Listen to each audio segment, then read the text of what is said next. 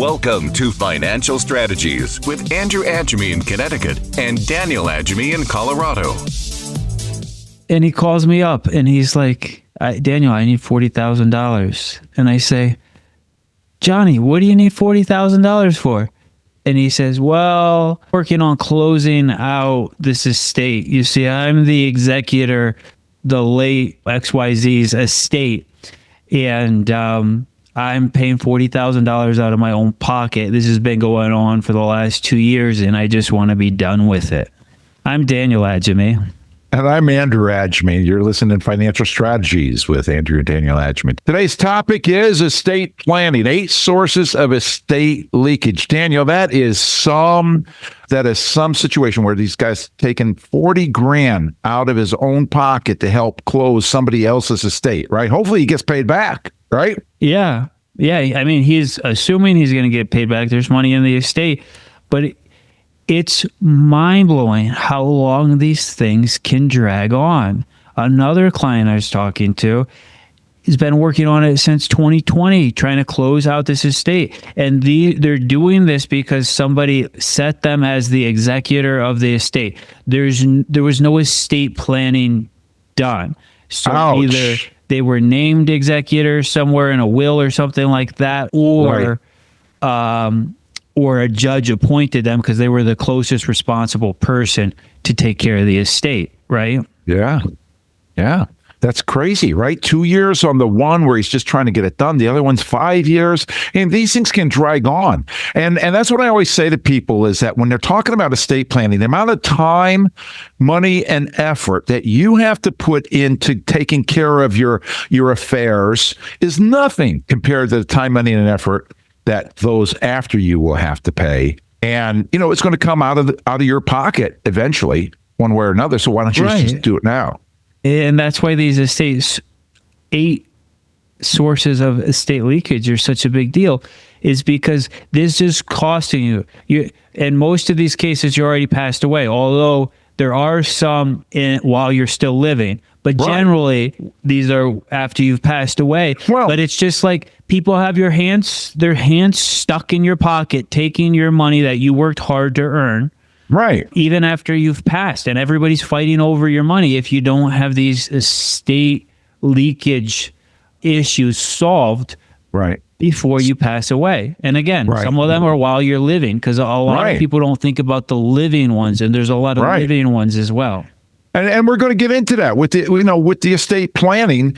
We're going to define estate planning today. We're going to talk about, a lot of people think estate planning, I don't have an estate. Well, if you have a bank account, you got an estate, right? As far as the state that you live in is concerned, it's going to have to through probate when you die and things are closed out, right? But my point is that you've got a very good point. When it comes to estate planning and your final documents, there's 4 or 5 different documents that are needed per person.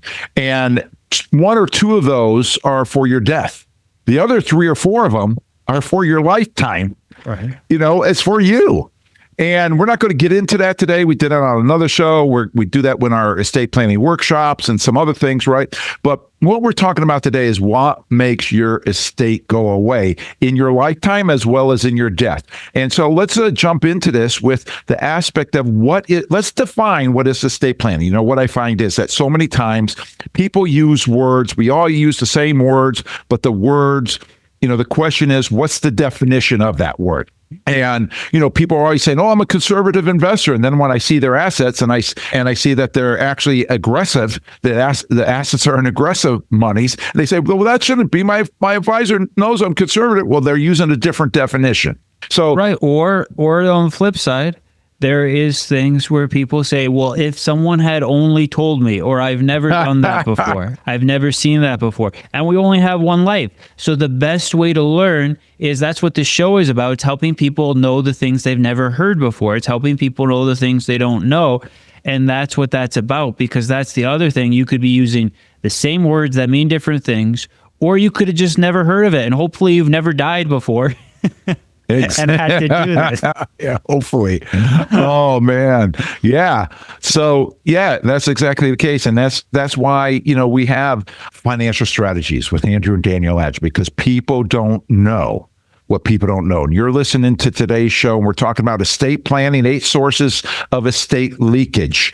And, while we're talking about this, we have a paper that we put together, a commissioned report that we put together just for today's show. We'd love to be able to put in your hand. It's called Estate Planning Myths. There's a lot of things about estate planning that people have wrong. And that's why we're coming to you today and trying to educate you on that. And we want to put this paper in your hand. It's going to help you understand things that you don't understand now. It's going to help you know those things that you don't know right now. So you can call us for free. We can call us and get this for free at 800-725-7616. 800-725-7616. Or you can hit us up on the web. Our last name is Agemy, spelled A-G-M-Y, the 2 words Agemy, spell our last name.com, and we'd be glad to get that paper to you at no charge. You're listening to Financial Strategies, and today we're talking about estate planning with the 8 sources of estate leakage. So what I want to start with is, what's the definition of estate planning? Okay, so the definition of estate planning is the accumulation, preservation, and distribution of assets. Many people think it's just estate planning is the distribution of assets. That's one of the myths.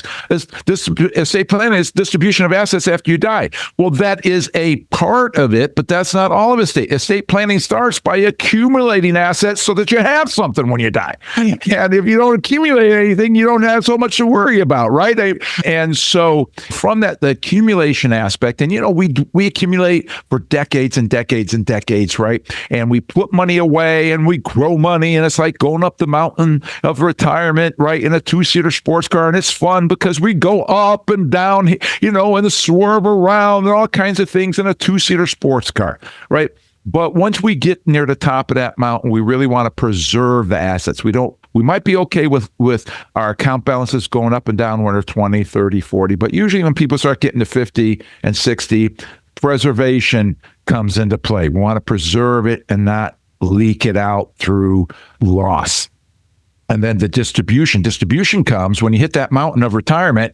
And now, you want to start receiving that money in your retirement. But then when you die, there's also the distribution of the full estate to those left after you. So distribution fits a couple different ways. So like you said earlier, Daniel, it's not just for your death, it's for your lifetime as well. And that's where these come into play. So the accumulation, preservation, distribution. And to define that, AAA, we hear all the time, well, I don't have an estate. We hear, I don't have very much. And so people should be listening. If you own a home, you should be listening. If you have any savings accounts, you should be listening.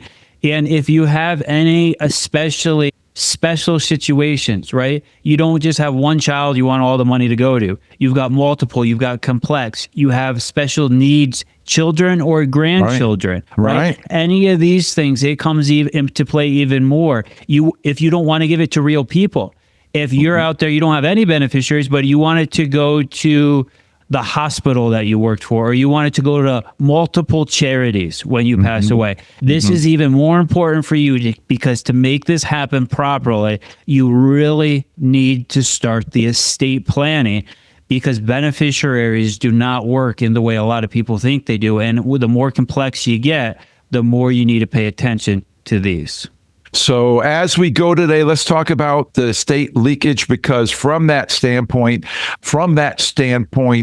we don't want you to deplete your assets, whether it's in your lifetime or it's after your lifetime. What it happens in life and legacy, now and later, retirement and death. So, most of the leakage comes primarily from taxes and fees, but not exclusively. So let's dig into this, right? So now with some of these things we're going to talk about here, I'm going to refer you to your state's probate website.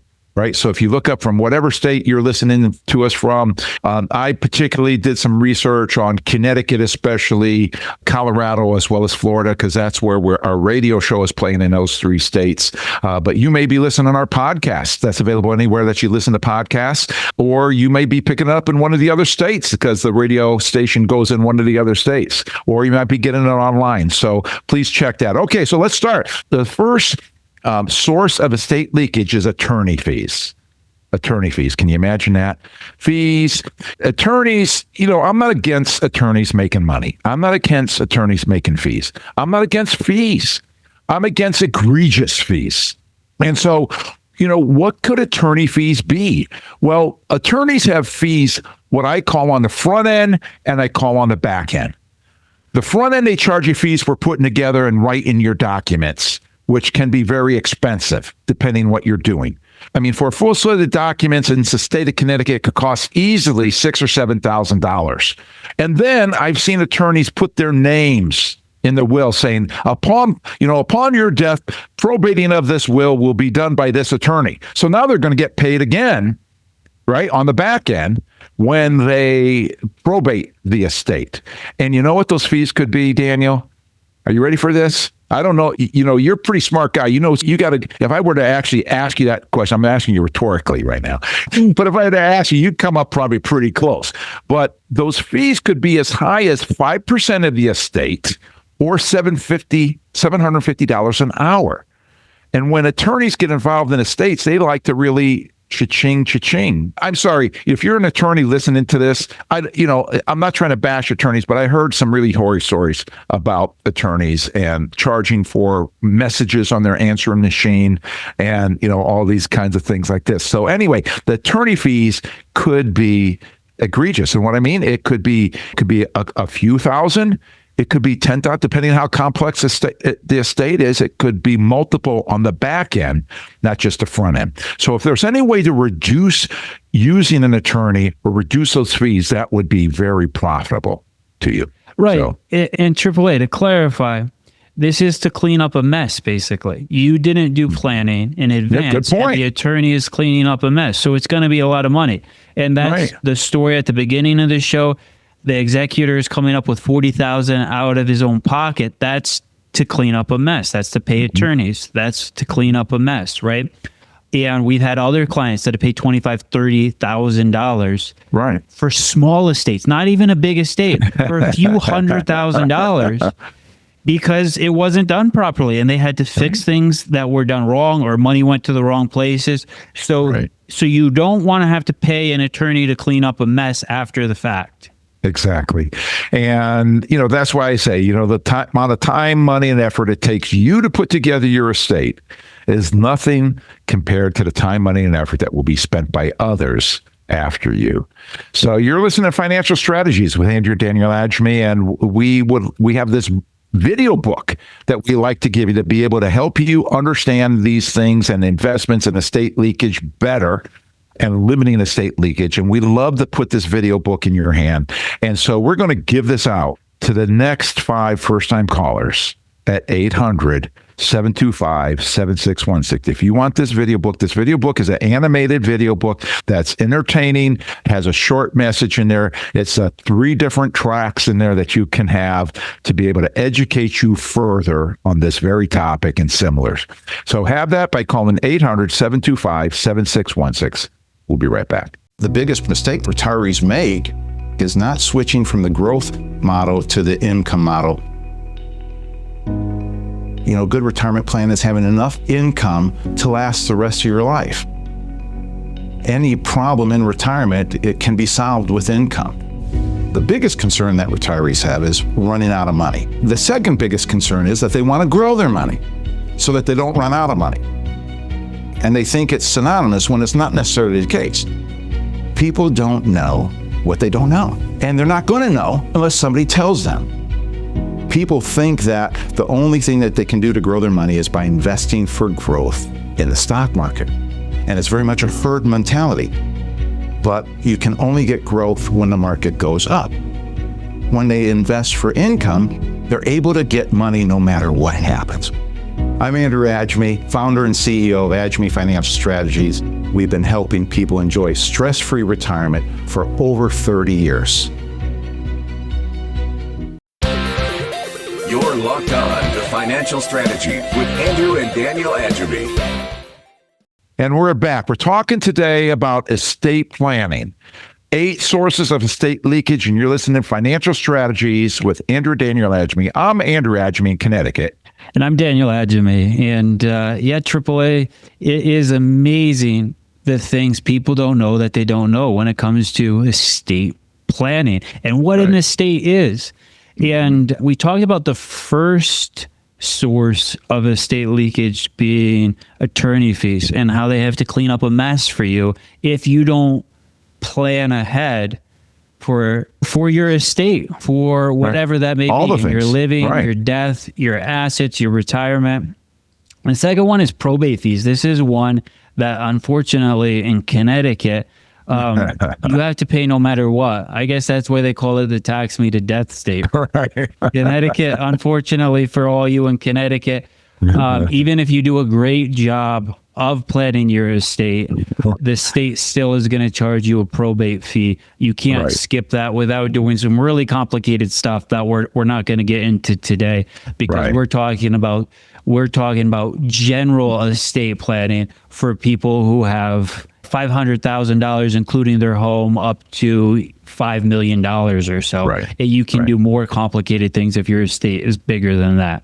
Right.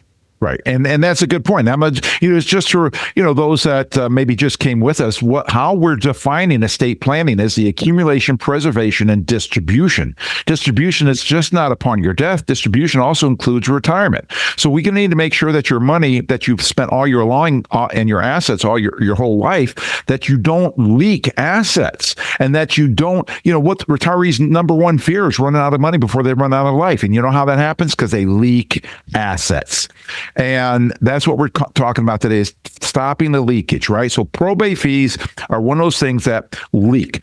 Connecticut is very high. You could pay as much as $40,000 in the state of Connecticut because it's a percentage of your assets. The good news is, as I researched this, what I saw in Colorado, Florida, there's a few fees, but they're minuscule in comparison.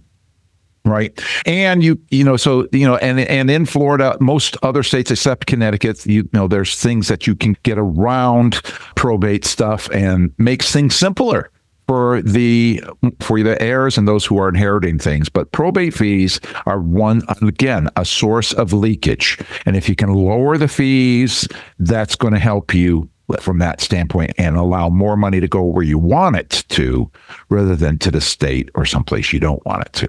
Attorneys. So right. Now, and by planning ahead and doing estate planning, looking at your situation, especially in Colorado and Florida, you can avoid a lot of those fees, but you lower the complexity of what needs to be done. That's the huge thing. Which saves you the attorney fees, and it saves you probate fees. It saves you time, which whoever's having to do the executor role, or if you have a trust, the trustee role, whoever has to do that is going to spend a lot of time.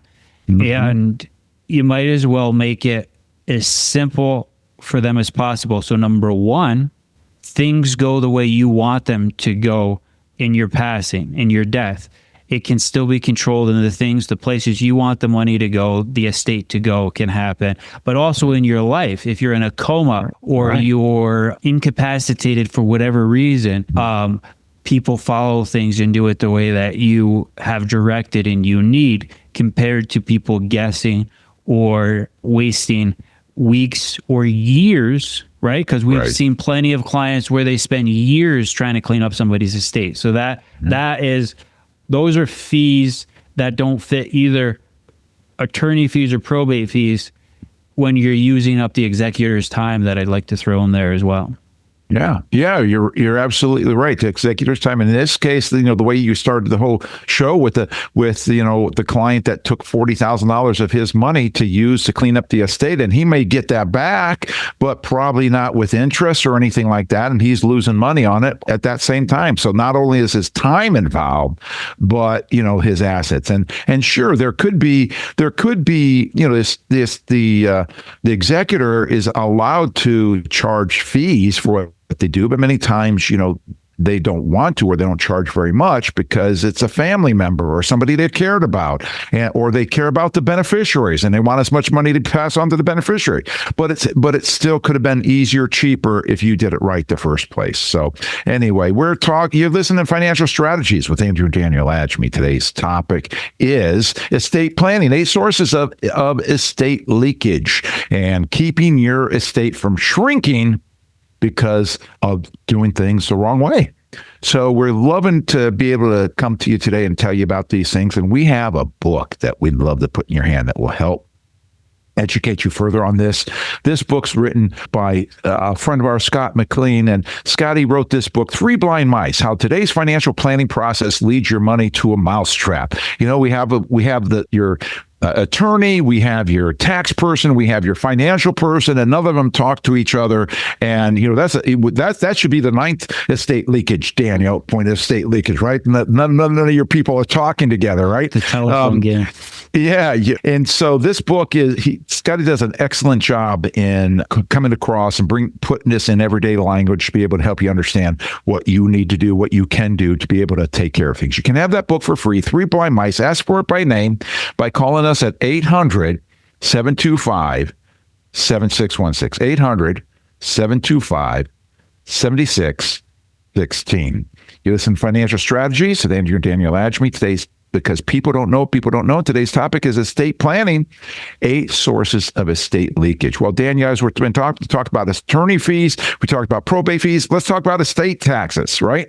Well, the good news is, again, Florida and Colorado, 0 estate tax. Connecticut, it's a different story. The federal estate tax is $14 million per individual right now, $28 million for a couple, and Connecticut mirrors that. So for most people in our listening audience, you know, that's not going to affect you. You're not going to have any estate taxes, but nevertheless, that is still in Connecticut one of the taxes that if you are a multimillionaire like that, you're going to get hit with it on that end of things. But for the most part, today, in 2025, you don't have to worry about estate taxes the way you did 10 years ago. So you're saying, AAA, that if your estate is under $14 million for a single or $28 million for a family, right, that there's no estate taxes, not that the estate tax is $14 million. Oh, correct. Thank you, Daniel. Yes, that's what I'm saying. You have the limitation, exclusion, right? If you're below those limits of assets, you don't have to worry about that. And then above that is when this extra tax comes in. And you know, Daniel, that reminds me of another thing, right? Like last night I did an estate planning workshop and I was talking about probate fees and taxes and that kind of thing. And somebody said, and I mentioned life insurance, and if you do life insurance right, you don't have to pay those taxes on it. And he said, and rightly so. Right? He said, Andrew, I thought life insurance was tax-free. I said, yes, it is income tax-free, but that doesn't mean it's probate tax-free, right? Crazy. Or estate tax-free. There's all kinds of taxes, sales tax, gas tax, you know, right? All kinds of tax, income tax, too many taxes. Let's not even go down that road because it makes me want to puke when you start thinking about all the taxes. But yes, you're correct. And that's why a lot of very wealthy estates will have life insurance policies so that they have money to pay the estate taxes. But now within Connecticut, having those probate taxes, you might need a life insurance policy to pay your probate taxes. Probate taxes. Right. Exactly. All right. So anyway, you know, talking about taxes, let's go on to income taxes. And income tax, you know, it's a pretty simple thing. Okay. So you go to retire. Part of the, you know, again, estate planning is accumulation, preservation, distribution of assets. Distribution happens at retirement as well as at your death. And so distribution of IRA, you have IRAs, you're going to take this, you're going to have minimally the required minimum distribution. You're going to have to pay taxes on that, whatever your rate is at that time. Obviously, distribution of Roth IRA monies, you're not going to have any tax on at that time. Distribution at retirement of non-qualified non-IRA accounts is going to be dependent upon what you have that invested in. But essentially, the long and short of it is you're going to pay tax on the growth, not on the principal. But then in death, it's a little bit different situation. Well, the IRAs, well, when you die, unless it's your spouse that inherits your IRA, there's going to be a required minimum distribution minimally every year. But at the end of 10 years, all that money has to be out of that IRA. So taxes, income taxes are going to be paid on the required minimum distributions or on the whole lump sum or however it's distributed over that 10-year period of time. Whether the beneficiary says, I want to take it all in my first year, or they want to have it strung out over the 10 years, take the required minimum distribution, pay the tax on that every year, and then, finally at the end, take the balance. Roth IRAs, you have a required minimum distribution. It has to be out in 10 years, but no tax. So it all depends. Income tax is going to be depend upon what happens. Now, let's talk about those non-qualified, those non-IRA accounts. Okay, so you get up a bump up in basis on assets under current law. So if you have a house and you bought the house for $300,000, now worth $1 million, and your kids inherit it, well, they inherit it at $1 million, what it was worth on the date of your death, which is a beautiful thing to avoid taxes on that. Yeah. And, we have this client that bought Apple stock 20 years ago that has, he doesn't want to sell it now because he's got such a gain on the thing. But if he dies with it, right now, his children are going to inherit that Apple stock at whatever it's worth on the date of his death and beat the government on income taxes, which is a beautiful thing. I always like that, right? Pay as little taxes legally possible, right?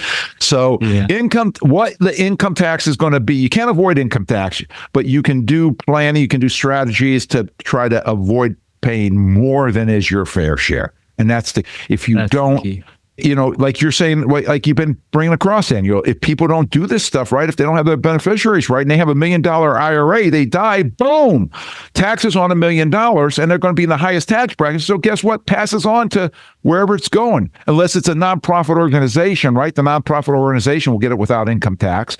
But, if they're giving it to a person or whatever, $1 million IRA is between state and federal and everything else is going to be $500,000, maybe. So income taxes can be a huge part of estate leakage, especially for people in retirement, because if you're both married, then when one of you dies, the survivor is going to be in a higher bracket. So there's strategies that can be implemented to pay lesser taxes now and in the future, in your life and in your death. So anyway, with that, you're listening to Financial Strategies with Andrew and Daniel Agemy. Today's topic is estate planning, 8 sources of estate leakage. And a lot of people, we often hear from people, can I retire? When can I retire? I hope I can retire. And to Daniel and I, hope is not a question. Hope is not an option.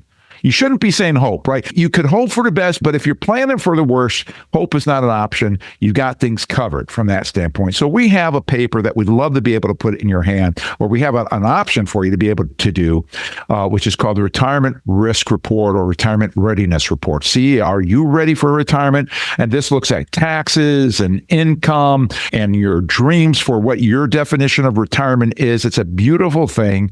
And if you'd like to find out more about that, we'd love to have an introductory phone call with you for 15 minutes or so to tell you more about that. And you can call us at 800-725-7616. Ask for it by name for RRR, stands for Retirement Readiness Report. And we'll be able to help you understand if you're ready to retire or when you can retire. 800-725-7616, or hit us up on the web at our website at agemy.com. The 2 words Agemy, spell Agemy, Agemy. Call now.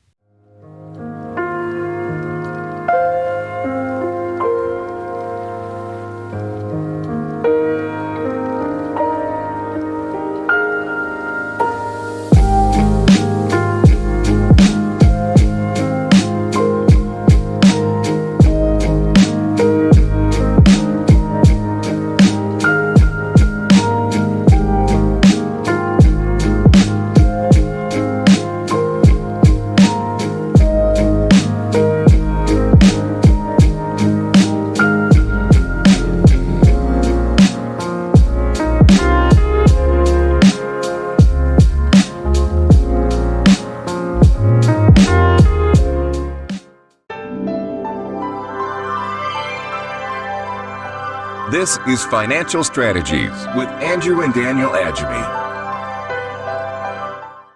AAA, that reminds me of the client whose father was trying to do the right thing, trying to Right. do some estate planning, and didn't know what he didn't know.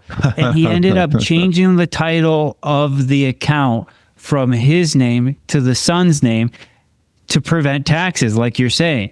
But Right. what ended up happening when the father died, the son already owned the assets, and they lost out on that tax step up, right? That That's basis right. step up that you're talking about, because they didn't know what they didn't know. And so people really need professionals to help them as they're doing this estate planning and they're looking Right. into their estate, because that was something he thought he was doing something good.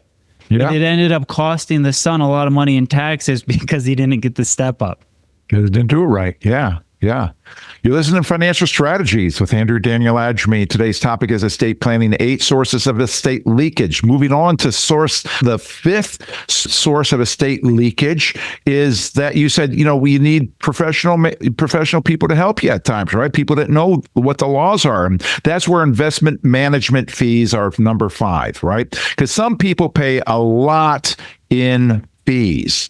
Some people, they're do-it-yourselfers, but they're still paying fees that they may or may not know about. But many people will get people to do things for them, whether it's in their 401k plan or it's at one of these big name companies, or it's the local guy. And I'm not against fees for investment management, but what I'm against is egregious fees, because who in their right mind would pay anybody to find them a mechanic to work on their car? Daniel, I know a lot of people work on their own cars, right? But if you want somebody to work on your car, you want to pay somebody to find you a mechanic to work on your car. But that's what a lot of people do when it comes to their finances. They pay this person that is finding them somebody to manage their money. They're really not managing their money, but they're finding this person, and they're maybe paying 1.25% of their assets every year. And then whoever's managing money is maybe charging 0.5% or 0.75%. So all in, you as the investor are paying like 2% a year. And if you're getting some really good stuff, like maybe on a nice hedge fund or family office or something like that's not so bad. But most people don't have that kind of money. And if you're paying 2%, guess where it's coming from? It's coming from your pocket. Right, Daniel? If you're paying 2% for mutual funds or ETFs, that's crazy. And people will say, Right. I don't pay that much. But like you said, you got to look at the prospectus. You got to do some right. digging to see what they actually are charging, because they're typically those internal fees. The mechanic that got hired by the mechanic are hidden a little bit. And, Yes. And it's one thing if a mechanic is hiring a mechanic and they're just charging you one fee. It's another thing when they charge you, they pass on the fee to you, right? And you Right. end up paying two And people for the same job. And when you're talking mutual funds, well, you could go to a lot of these places that are do-it-yourselfers to get your own mutual fund. Why pay anybody at that point? Right. If that's all that they're going to do. You know how hard it is to choose a mutual fund? It's as hard as checking a box. That's how hard it is. Not very hard. And so to me, that's like going to McDonald's when you want a good hamburger. Who in the world will go to McDonald's when you want a good hamburger? The food's not fast anymore. That's not cheap anymore. It doesn't taste good anymore, right? And so why would you go there, right? But that's what a lot of people get with their investment management, and they pay big dollars. What if you paid the same amount of money and went to that boutique burger joint to get a really good burger, right? Or less, right?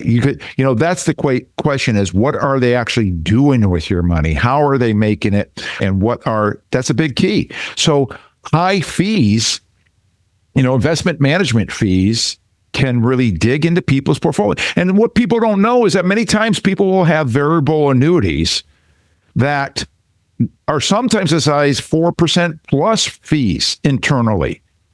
And we just talked about 4%, but 2%, but 4% in variable annuities that people don't know about. And many times, if you have a variable annuity and they're listening to your audience and you say, hey, this thing has not been doing anything. Well, that's probably why, because the money's going from your pocket into somebody else's pocket. And anybody listening to the audience, if you have an annuity of any kind, the Fed has issued a present for you right now. And so this is a great time to get a second opinion on the fees of your annuity and on what your annuity is doing and how well it could be doing. I know there's a lot of people that are being able to be in a much better position for whatever reason because of this gift that the Federal Reserve has given everybody in the U.S. right now. So if you have an annuity of any kind, make sure you get a second opinion on that. You're listening to Financial Strategies with Andrew and Daniel Agemy. Today's topic is 8 sources of estate leakage when we're doing estate planning. And we're glad to be coming to you today and educating you because people don't know what people don't know. And we're glad you were listening because that says that you're one of those people that don't know what you don't know, but you want to know. And so we're glad to be able to tell you, and we put forth a lot of effort to trying to educate you from that standpoint. And we have a paper that we'd love to give you today that's going to be able to help you understand this stuff even better. And this commission report paper is called The 7 Risks to Your Retirement. When you retire, there's 7 common risks that come about, between the longer lifespans that people are living and spending principal and underestimating inflation and underestimating healthcare costs and counting on stock market growth to help engineer your income and relying on too much on Social Security and so forth. So we love to be able to put this in your hand for free by calling us at 800-725-7616. Ask for it by name, 7 risks, when you call 800-725-7616. Today, we're talking about estate planning, 8 sources of estate leakage, because people don't know what people don't know. And we talked about high investment management fees. Should we go on to the lawsuits, Daniel, or you got anything to add to that one? Yeah, let's move on to the lawsuits, AAA. Right. So lawsuits can come into play for leakage, right? So in our litigious society today, you can be in a car accident and it's not your fault, but yet you could be sued. And, depending what happens, that can be very problematic, right? Now, ideally, you have the right insurance coverage in place to cover you if you are sued. But you know what? I talk to a lot of people that don't have proper coverage. I talk to a lot of people, Daniel, that don't have umbrella policies. And in Connecticut, that's crazy. Right? Because if you're in an accident, people are going to expect easily $1 million, if not more. And if you don't have an umbrella policy, your car insurance, best you can have is $500,000. And so where's that other $500,000 going to come from if you're sued? Right? And so it's important to have the right insurance coverages in place and make sure, and insurance, as good as it is, you don't know how good it is until it's time to use it, at which point it's too late to do anything about it. So you got to get a second opinion on your insurances, on your umbrella insurance, your car insurance, your house insurance. Is your deductible high enough, right? I mean, many times I'll talk to people that have a $500 deductible on their house. I say, why would you do that? You're not going to put in a claim for $1,000, because if you put in one claim and you have your dog bites somebody, you're going to put in a second claim, then you're not going to have any house insurance. So you want to be very careful about claims on your house.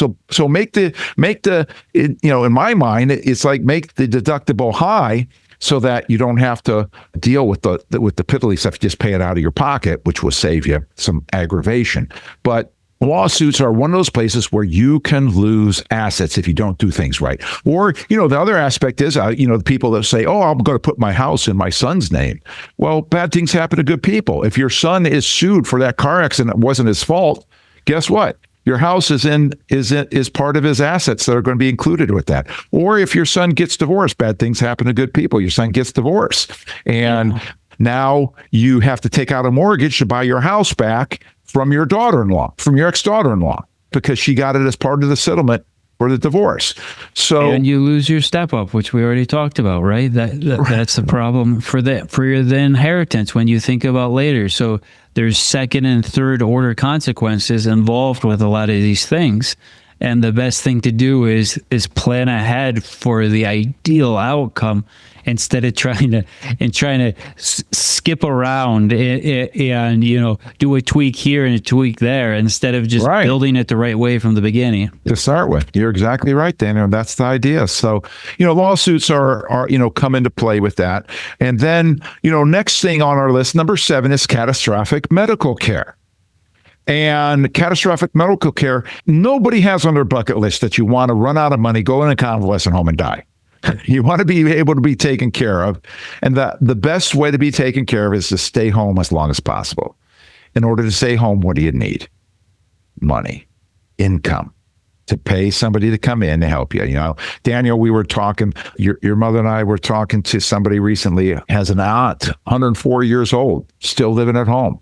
Has somebody coming in the morning, somebody coming in the evening, pays them. She's able to stay at home, be able to be independent, right? That's what people want. And what does that take? It takes money, it takes income. And so the answer to that is a robust portfolio. But, you know, there's other aspects to that, right, Daniel? If the estate is not set up right and you're in a coma at home, that's problematic.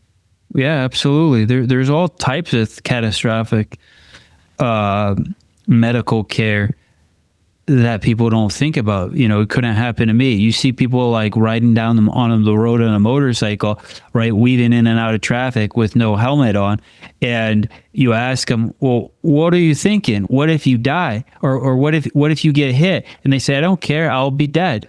But there's this whole other thing, right?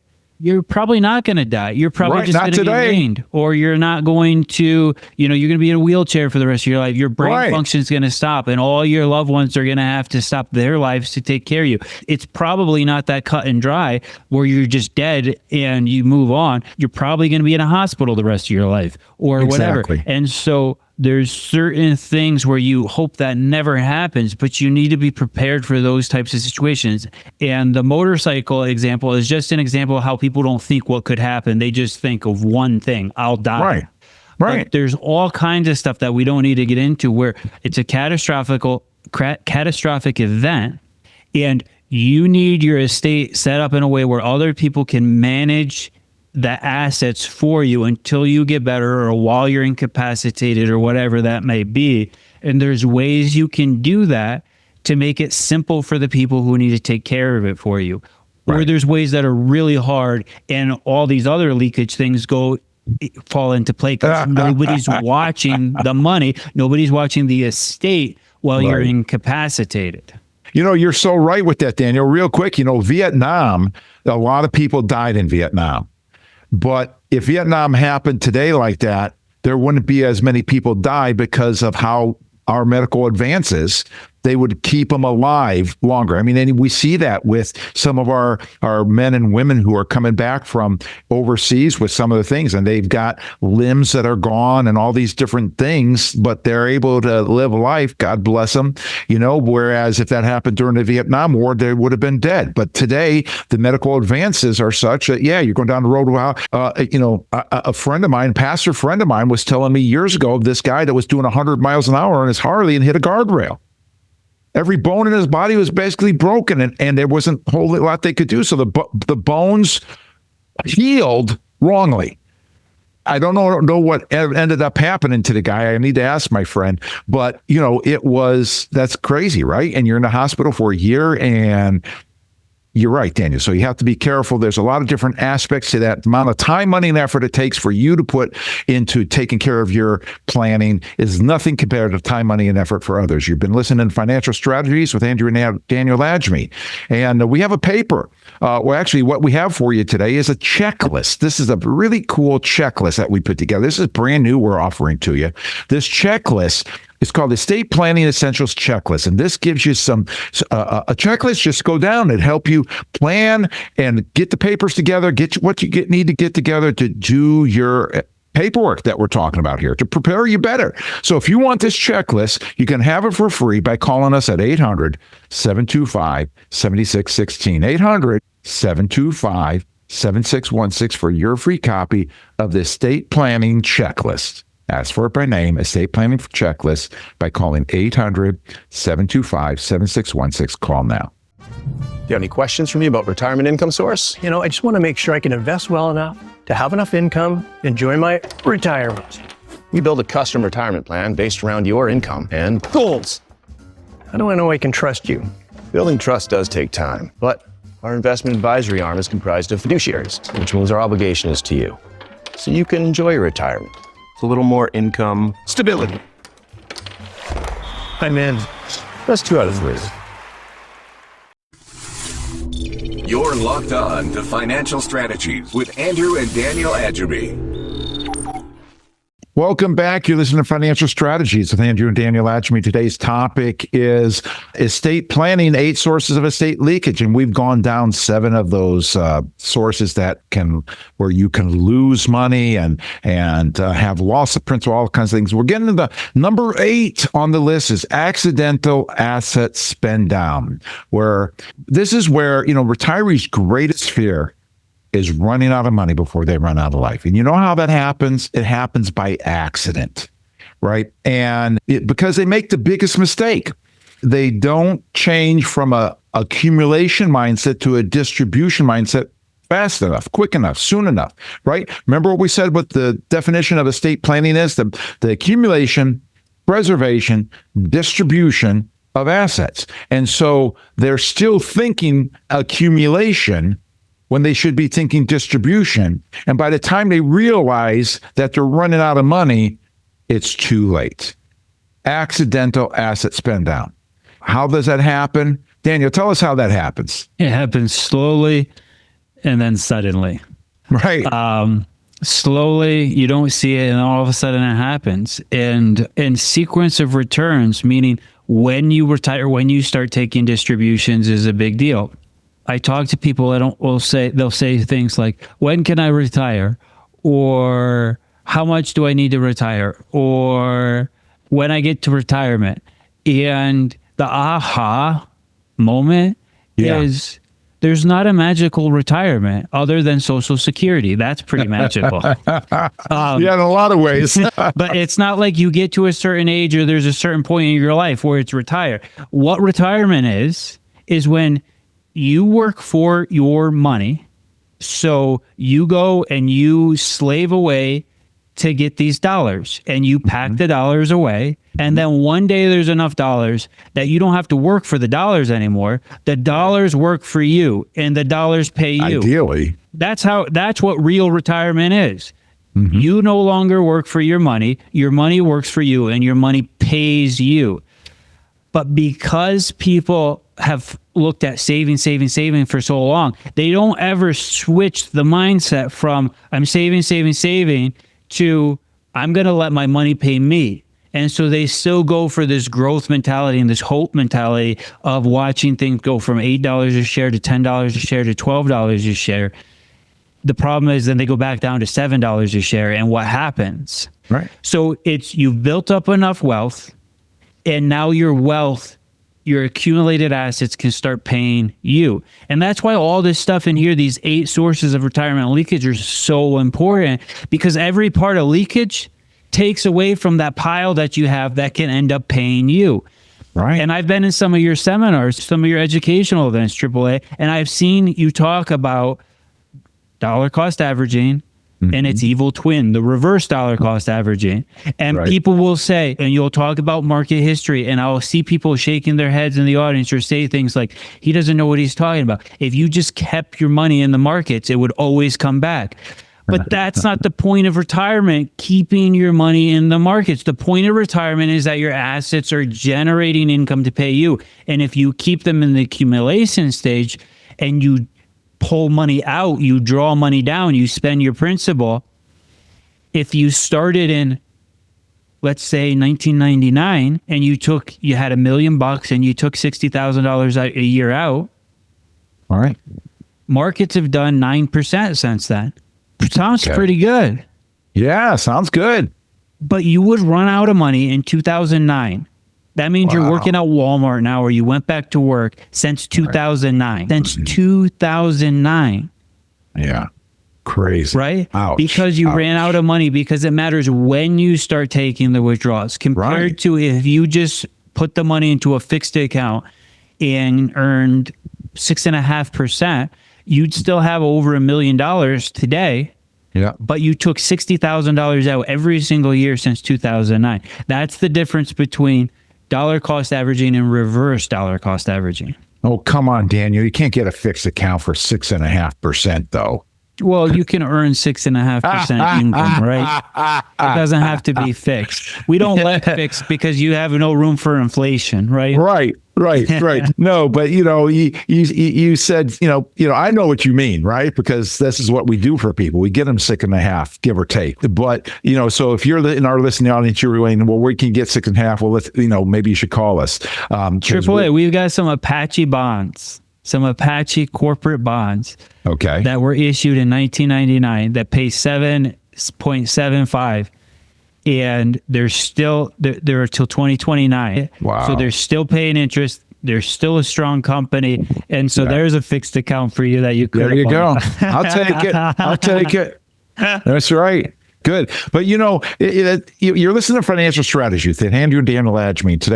Today's topic is estate planning, the 8 sources of estate leakage. And we're trying to keep keep that money, keep that leakage away and hang on to what you can have. And we have something that we'd like to give you today. We have a book that we have decided that we want to give you today that will help you understand this stuff better. By a book called 3 Blind Mice by a friend, Scotty McLean. And Scotty's done a masterful job of writing this book that will be able to help you understand these things more clearly, easier, with how your finances, your taxes, or let's try to put it this way, your investments, your taxes, your legal documents and professional need to all work together for you together, as opposed to being separate pieces and being 3 blind mice. So we'd love to put this book in your hand for free by calling us. First 5 first-time callers can get this by calling us at 800-725-7616. I'll say that again,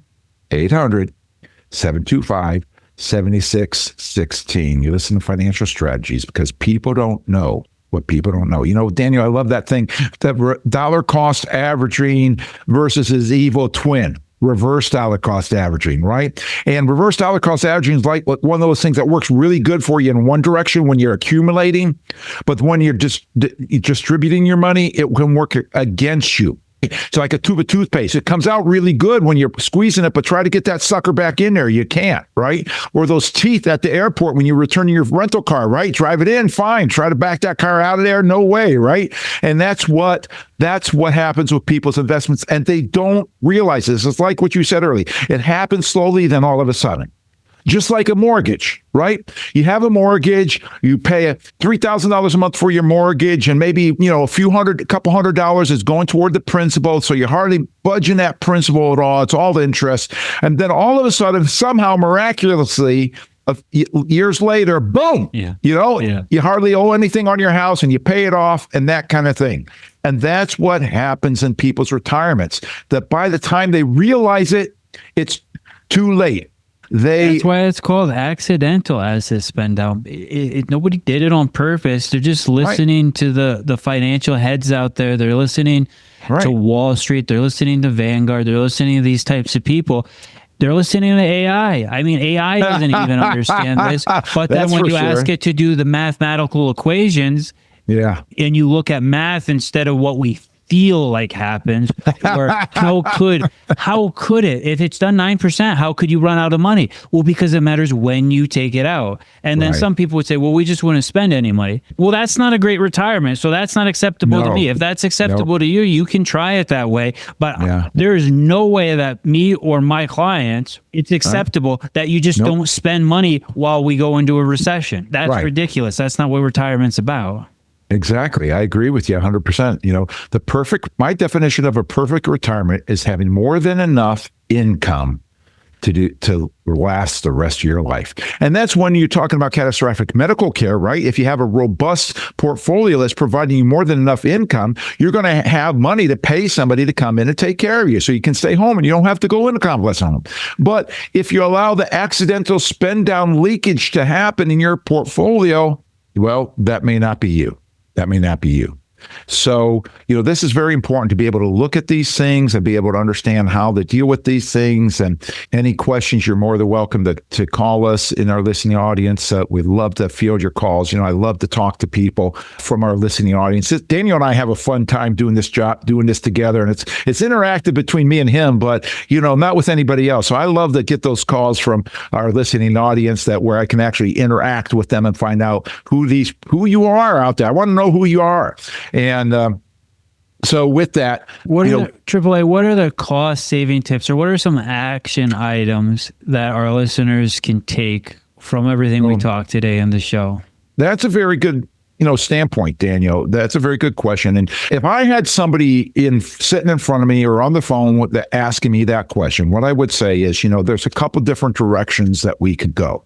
One is we can do the estate planning route because we have a team of attorneys that are licensed in every state except for, I think it's Arkansas, actually, whatever, one of those southern states, Mississippi maybe, Alabama. One of those. Anyway, 49 states. We can do 49 states with our legal team to be able to help you put together that estate plan that is right. Or we could do what I call the Retirement Readiness Report to find out what's happening, where's your portfolio leaking, what's the management fees that you're paying. Many times, Daniel, people, as you well know, you've asked many people, what are you paying for a management fee? And they say, I don't know. And we have to tell them by looking at their statements and so forth. And so we can go the route of the RRR. We can go the route of the estate planning. We can do it at the same time. We can do it separately. Or if you don't want to call us, that's fine. You don't have to. You can call other people. Call anybody else in the retirement income source to be able to help you with RRRs. It's a proprietary opportunity that we have there. Or, get a hold of your attorney and talk to them but whatever you do something. Do something. Something's better than nothing. What I have always talked about, you've heard me say this many times, Daniel, impression without expression leads to depression. And hopefully we impressed a lot of people today that they're going to actually express themselves so that they don't get depressed. And so we love having you in our listening audience to talk to us and call us if you have any questions, concerns. And we have, like I said, we would be glad to have that conversation with you about doing a retirement readiness report where people don't know if they're ready for retirement. We'd love to be able to talk to you about that and tell you about how you can get the analysis done for the retirement readiness report, retirement risk report. Call us at 800-725-7616, 800-725-7616. And call now, operators on call. Thank you so much. Remember, until next time, if you want your retirement to be stress-free, invest more for the I rather than the G. Goodbye.